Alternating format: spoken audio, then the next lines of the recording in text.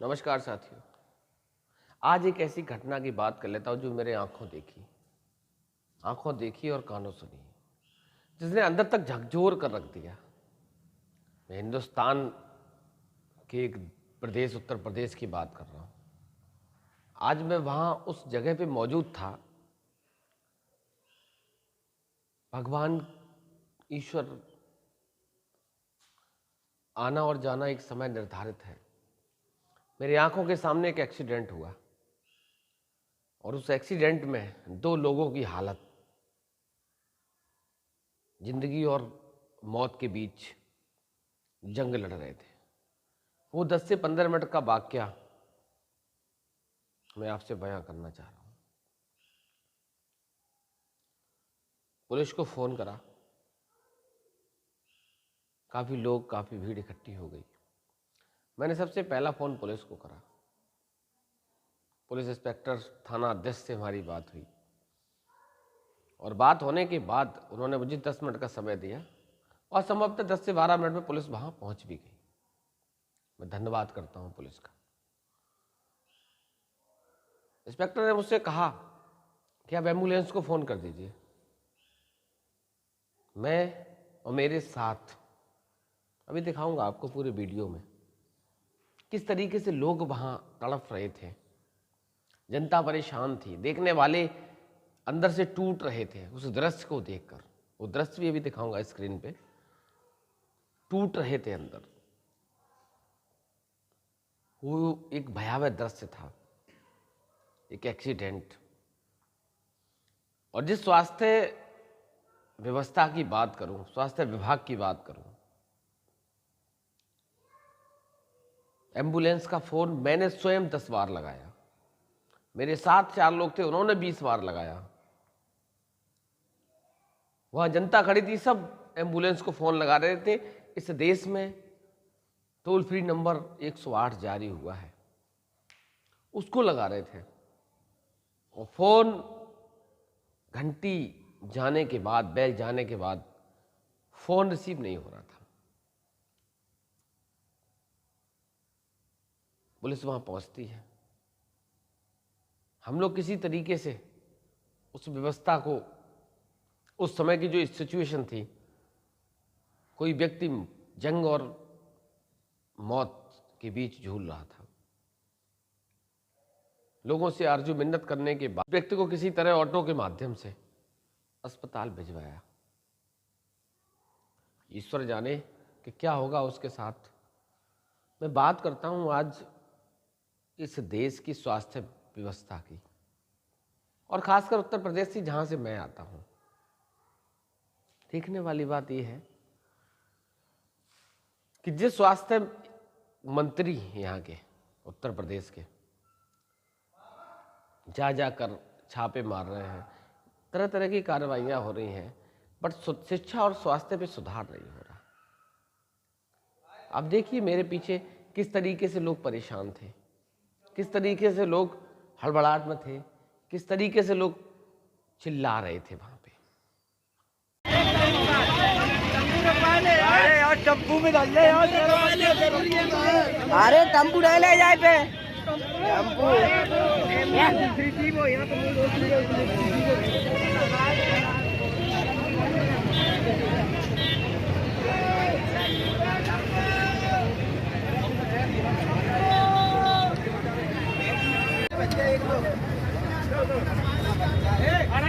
जहाँ पे रखियो, जहाँ पे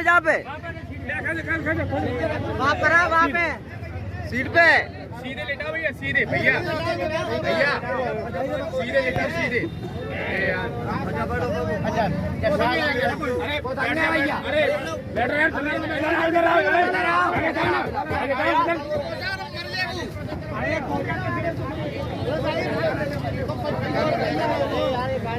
अरे वो पहले इसको ले जाओ, खत्म काम।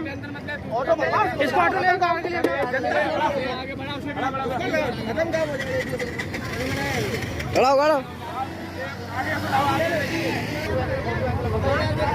भैया जल्दी आ जाइए। चलो बहुत सारी मत उतार रहे 3 घंटा बढ़ाओ।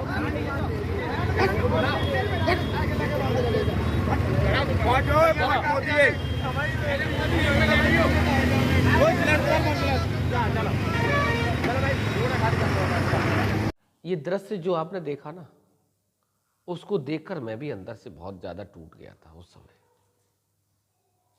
लेकिन अफसोस, मैं जो कर सकता था वो सारे प्रयास मैंने किए। उस व्यक्ति को अस्पताल भिजवाया।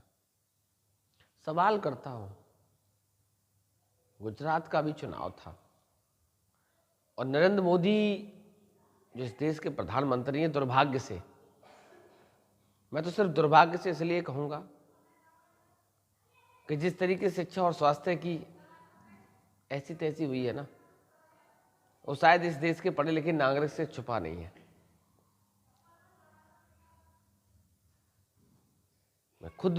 मैंने खुद फोन करा एम्बुलेंस को।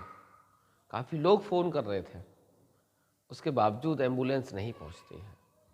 वहीं दूसरी तरफ भी चुनाव में दिखाया गया कि एम्बुलेंस जबरदस्ती काफिले में घुस जाती है। हमारे देश के महान प्रधानमंत्री उस एम्बुलेंस को रास्ता दे देते हैं। आखिर से देश कहां से बनता है? देश बनता है शिक्षा और स्वास्थ्य से, और जिससे आपका कोई सरोकार नहीं।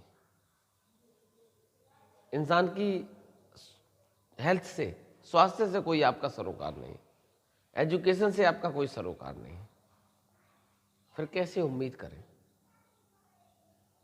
चुनावी स्टंट आपने गुजरात में खूब करे। अच्छा, एक चीज मैं आपसे जानना चाह रहा हूं, हमारे दर्शकों, मैं अपने दर्शकों से जानना चाहता हूं कि एक प्रधानमंत्री जिसका रूट पहले से निर्धारित होता है, एसपीजी सुरक्षा का घेरा होता है, दो दिन पहले से उस रूट की बारीकी से चेकिंग करी जाती है, उसके बावजूद भी उस रूट पे एम्बुलेंस अपने आप में एक मजाक नहीं लगता? वो अंदर से झकझोर देने वाला है। सरकारें आती हैं और चली जाती हैं। इन सरकारों से एक ही निवेदन है कि शिक्षा और स्वास्थ्य इस देश की रीढ़ की हड्डी रहे हैं। पूरा दृश्य अभी स्क्रीन पे आपको दिखेगा कि वहाँ किस तरीके का माहौल था, किस तरीके का, वो भी नेशनल हाईवे जो दिल्ली टू कलकत्ता जाता है। वो दृश्य हर व्यक्ति को अंदर तक झकझोर देगा। उन लोगों के लिए मेरी संवेदनाएं हैं जो इस एक्सीडेंट का शिकार हुए। ईश्वर से प्रार्थना करूंगा, मुझे नहीं लगता कि 4 लोग थे, उनमें से 3 लोग थोड़े सेफ थे। एक व्यक्ति आखिरी सांसें गिन रहा था। और एक और बात बता दूं आपको, जिस एम्बुलेंस के नंबर पे मैंने आखिरी में फोन करा, और वही एम्बुलेंस लखनऊ बात करने के बाद मेरे पास पलट के फोन आता है, रिकॉर्डेड है, सुनाऊंगा अभी आपको। वो कहता है कि हम कहीं दूसरी कॉल पे व्यस्त थे, आपका फोन आ रहा था। बोले अब क्या हुआ बताइए, क्या करना? मैं कहा अरेंजमेंट करके किसी तरीके से उसको बाई ऑटो से भिजवा दिया। मुझे लगता कि वो व्यक्ति अब इस दुनिया में बचेगा। फोन कट जाता है, उसके बाद फिर पलट के फोन आता है और वो व्यक्ति कहता है कि आप पलट के 112 पे फोन करिए, सॉरी 108 पे, और 108 पे फोन करने के बाद आप बोलिए कि अब मुझे एम्बुलेंस की आवश्यकता नहीं है। मतलब जब एम्बुलेंस की आवश्यकता थी तब सहयोग नहीं मिला। किसी तरीके से वहां व्यवस्थाओं को मैनेज करा और वहां एक्सीडेंटल व्यक्ति को अस्पताल पहुंचाया। इतना कहां से प्रेशर रहता है कि अब मेरे पास इतना समय है कि मैं पलट के फिर फोन करूं और फिर बताऊं कि मुझे एम्बुलेंस की आवश्यकता नहीं है। जब आवश्यकता थी आप दे नहीं पाए, पहुंचा नहीं पाए। और हिंदुस्तान के नागरिक के लिए यह भी अनिवार्य हो गया कि वो पलट के फोन करे कि तुम जैसे चूतिए समय पे आ नहीं पाए, और अब मैं पलट के फोन करके ये भी बताऊं कि अब मुझे आवश्यकता नहीं है।